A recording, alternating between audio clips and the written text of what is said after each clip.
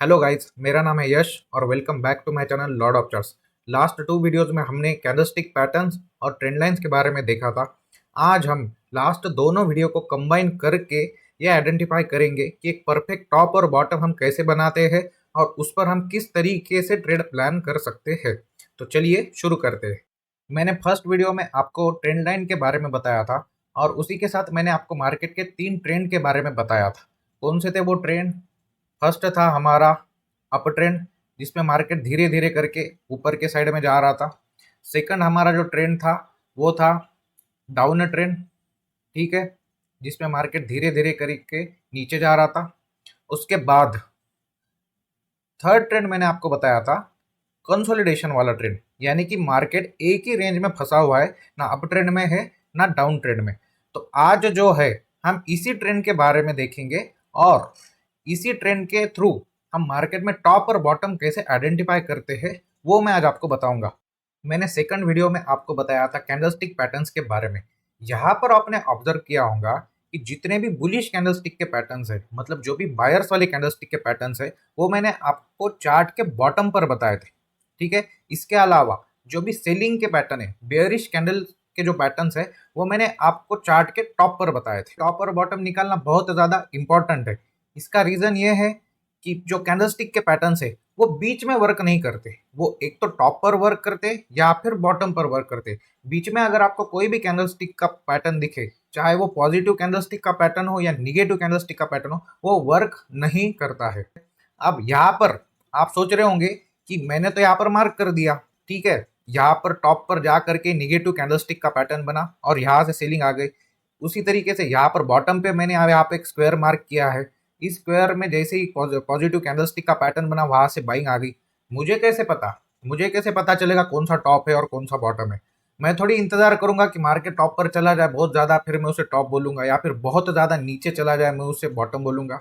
Top और bottom find करने के लिए हम एक ही लॉजिक का इस्तेमाल करते हैं, वो है reverse chart reading.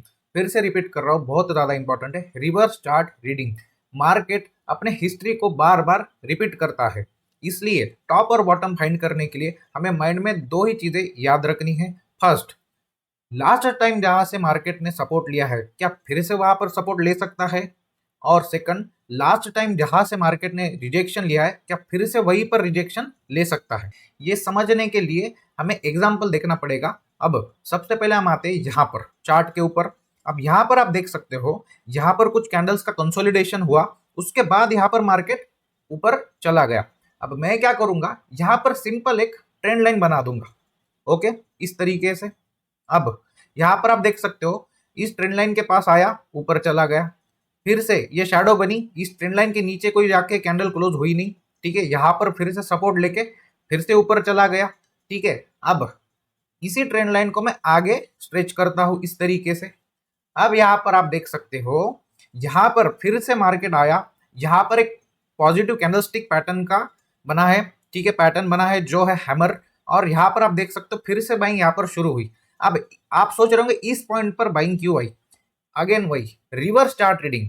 Last time market ने इसी लेवल के आसपास सपोर्ट लेकर के ऊपर गया था, इसलिए मार्केट फिर से इसी लेवल के आसपास आकर के सपोर्ट ले रहा है और फिर से ऊपर जा रहा है। मैं अगेन रिपीट कर रहा हूँ, मार्केट अपनी हिस्ट्री रिपीट करता है। तो लास्ट टाइम जहां से सपोर्ट लिया है, क्या फिर से वहीं पे सपोर्ट लेगा? तो यस, ले रहा है। यहाँ पर सपोर्ट लेकर के ऊपर चला गया, यहाँ पर आया, फिर से सपोर्ट लिया, ऊपर चला गया। अब अगेन मैं इस ट्रेंड लाइन को और एक्सटेंड करूं, यहाँ पर अगेन आप देख सकते हो क्या हुआ है। यहाँ पर देखो, मार्केट आया, फिर से इसी ट्रेंड लाइन के पास आया, यहाँ पर इसके नीचे कोई क्लोजिंग हमें मिली नहीं मिली, यहाँ पे फिर से सपोर्ट लेकर के ऊपर चला गया, ठीक है। इस तरीके से फिर से मैं क्या करूंगा, इसी ट्रेंड लाइन को आगे स्ट्रेच करूंगा। अब यहाँ पर आप देखना, फिर से यहाँ पर मार्केट ऊपर से गिरता हुआ इस तरीके से, यहाँ से गिरता हुआ नीचे आ गया, यहाँ पर फिर से सपोर्ट लिया और फिर से यहाँ पर आप देख सकते हो ऊपर चला गया। तो लास्ट टाइम जहां से मार्केट ने सपोर्ट लिया था, वहीं पर मार्केट फिर से सपोर्ट लेता ही लेता है, ओके। अब सेम यहाँ पर रिजेक्शन के लिए हम यूज कर सकते हैं। अब यहाँ पर आप देख सकते हो, यहाँ पे मार्केट ने रिजेक्शन लिया और यहाँ से अच्छी खासी हमें सेलिंग देखने के लिए मिली। मैं यहाँ पर क्या करूंगा, सिंपल यहाँ पर एक ट्रेंड लाइन बना दूंगा इस तरीके से, ठीक है। अब यहाँ पर जाके नीचे सेलिंग अच्छी खासी हो गई। अब फिर से यहीं पर मार्केट आया, फिर से यहाँ पर कोई ब्रेकआउट नहीं मिला हमें, ठीक है। इसी ट्रेंड लाइन का रिजेक्शन जैसे ही आया, फिर से यहाँ पर आप देख सकते हैं एक अच्छी खासी हमें सेलिंग देखने के लिए मिल गई। इसके अलावा अगेन मैं इस ट्रेंड लाइन को क्या करूंगा, आगे स्ट्रेच करूंगा। फिर से यहाँ पर क्या हुआ, मार्केट आया, रिजेक्शन लिया। लास्ट टाइम जहां से रिजेक्शन लिया है, क्या फिर से यहीं पर रिजेक्शन ले सकता है, यही माइंड में रखना है। और रिजेक्शन अगेन लिया है और वहां से अच्छी खासी हमें सेलिंग देखने के लिए मिली है। इस तरीके से हमें इस ट्रेंड लाइन को एक्सटेंड करते हुए जाना है। ओके, अब यहाँ पर भी आप देख सकते हो किस तरीके से यहाँ पर रिजेक्शन मिल रहा था। अब यहाँ पर फाइनली जाके इस रेंज का ब्रेकआउट हुआ और ये ऊपर चला गया। ब्रेकआउट ब्रेकडाउन भी हम नेक्स्ट वीडियो में देखेंगे, पहले हम रेक्टेंगल पैटर्न समझते हैं। ओके, इस तरीके से मार्केट जो है अपनी हिस्ट्री रिपीट करता है। लास्ट टाइम जहां से सपोर्ट लिया है, फिर से वहीं पर सपोर्ट लेगा। लास्ट टाइम जहां पे रिजेक्शन लिया है, क्या फिर से वहीं पे रिजेक्शन लेगा। ये दो सवाल आपको माइंड में रखने हैं और आप इजी तरीके से टॉप और बॉटम फाइंड कर सकते हो। अब आप बोलोगे ये ट्रेंड लाइन जो है, इसी के बदौलत अगर हम यहाँ पर बाय और सेल कर रहे हैं, तो कैंडलस्टिक का यूज क्या है। ये कैंडलस्टिक के जो इतने पैटर्न्स मैंने बताए लास्ट वीडियो में जो बताए थे, इसका कहाँ यूज करेगा। तो हम सिर्फ ट्रेंड लाइन के बेसिस पर यहाँ पर ट्रेड नहीं ले सकते। ट्रेंड लाइन पे ट्रेड हम ले सकते हैं, पर हमें जो कैंडलस्टिक पैटर्न्स है वो एक एडिशनल कंफर्मेशन का काम हमारे लिए करेगी।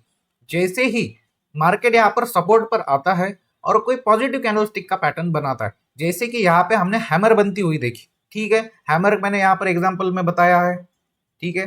लास्ट पूरी की पूरी मैंने आपको यहाँ पर पीडीएफ शेयर की थी, जिसमें मैंने आपको हर एक कैंडलस्टिक के बारे में एकदम डिटेल में बताया था, ठीक है।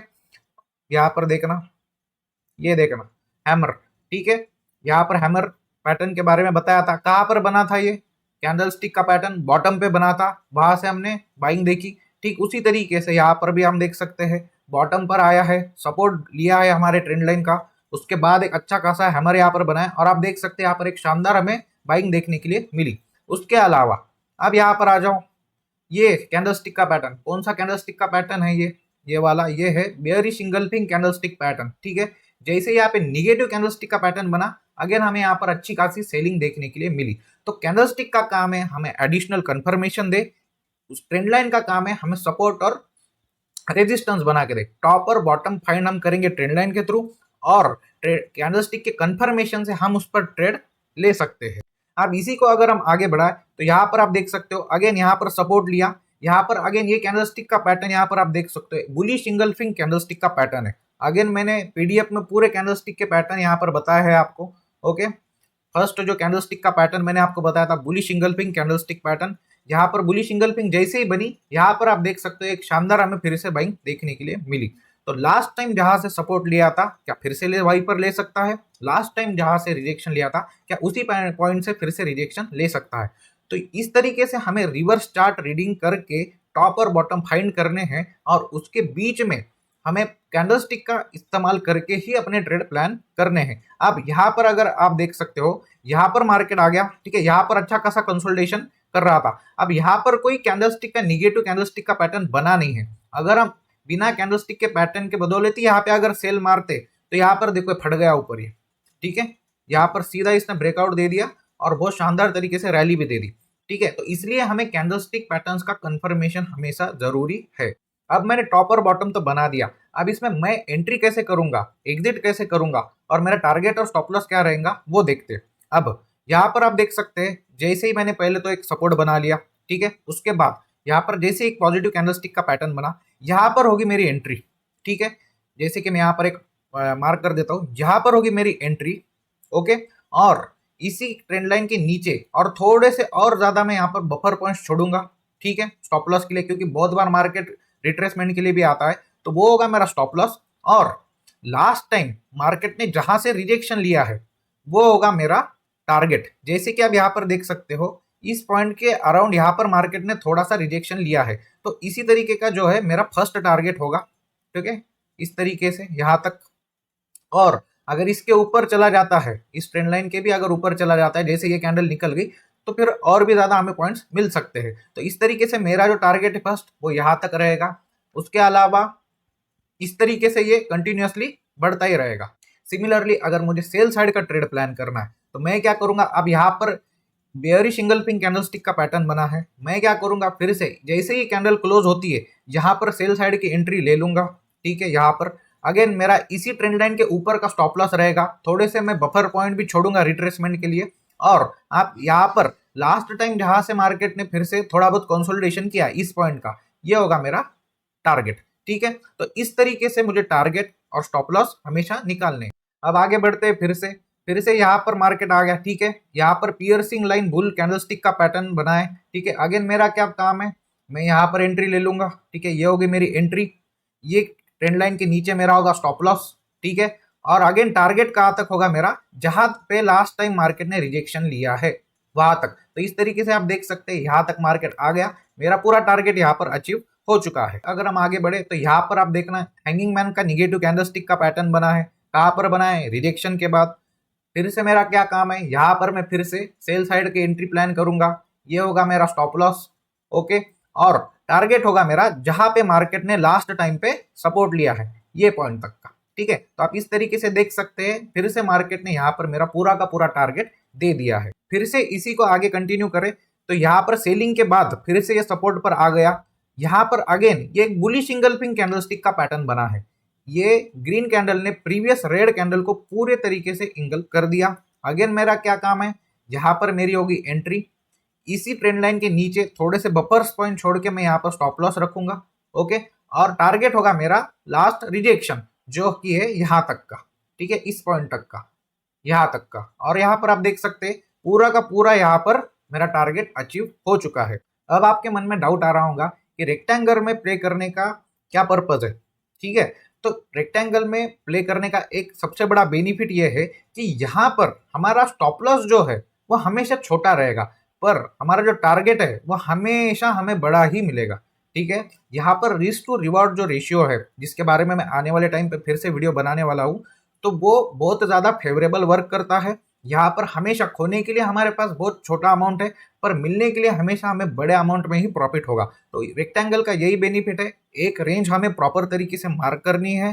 ठीक है, अगेन मैं रिपीट करता हूँ, लास्ट टाइम जहाँ से सपोर्ट लिया है क्या फिर से वहीं पे सपोर्ट लेगा, और लास्ट टाइम जहां से रिजेक्शन लिया है क्या फिर से वहीं पर रिजेक्शन लेगा। तो ये दो पॉइंट आपको माइंड में रख के टॉप और बॉटम निकालने हैं। जैसे ही हम बॉटम पर आते हैं हमें पॉजिटिव कैंडलस्टिक पैटर्न के बारे में सोचना है। ठीक है, और जैसे ही पॉजिटिव कैंडलस्टिक का पैटर्न बनता है हम बाय साइड में एंट्री करेंगे, और जैसे टॉप पर कोई निगेटिव कैंडलस्टिक का पैटर्न बनता है हम वहां पे सेल साइड में एंट्री करेंगे। तो टारगेट जो है हमेशा हमें बड़ा मिलेगा, स्टॉप लॉस जो है हमेशा हमारा छोटा ही रहेगा। तो ये रेक्टेंगल में ट्रेड करने का बहुत अच्छा एक बेनिफिट हम यहाँ पर बोल सकते हैं। अगर हम टाइम फ्रेम की बात करें तो रेक्टेंगल पैटर्न जो है वो 5 मिनट, 15 मिनट, 1 आवर और 1 डे इस पर बहुत अच्छे तरीके से वर्क करता है। अब आपको क्या करना है, इन्हीं टाइम फ्रेम पर अच्छे तरीके से टॉप और बॉटम आइडेंटिफाई करने हैं। और लास्ट वीडियो में मैंने जितने भी कैंडलस्टिक पैटर्न्स आपको बताए थे ये सब के सब आपको याद रखने हैं। तो इस तरीके से हमने टॉप और बॉटम कैसे आइडेंटिफाई करना है वो देख लिया है। आपको भी हर टाइम फ्रेम पर जो मैंने बताया है उस पर प्रैक्टिस करनी है। जितनी ज़्यादा आप प्रैक्टिस करोगे उतनी ज़्यादा आपकी एक्यूरेसी अच्छी होगी। अब आज हमने कंसोलिडेशन वाला जो ट्रेंड है वो देख लिया।